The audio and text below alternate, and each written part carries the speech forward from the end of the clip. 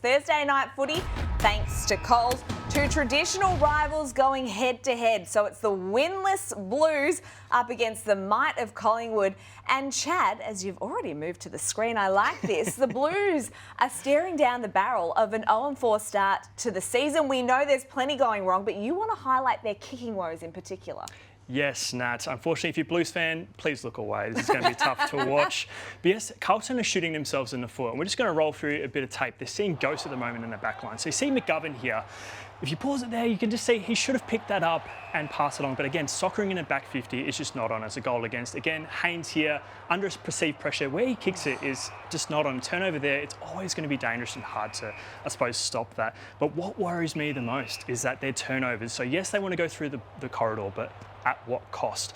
Last week, they had 4 goals total scored in the second half. But what hurt them is the intercepts. They got 6.2 goals scored against them, 4.1 in front half turnovers. So that's really worrying, and teams are going to capitalise on that. So, and you can see this one here from Zachy Williams. The one I really want to point out is that where he kicks this, it's a 40-metre kick. And where's the outnumber? It's only 2 Carlton players against 4 Bulldogs. That is just not the kind of ball movement that Carlton really need. Chad, they're 0-3. They head to the MCG tomorrow night. With their season on life support, it's a long way back from 0-4, but their second halves are becoming a real pattern, a real area of concern. Yes, and that's their bang for buck. So they've only scored 8 goals total in their second halves. But what's worrying is that they've conceded 24 goals against. So you ask me again, they're going through the corridor at what cost?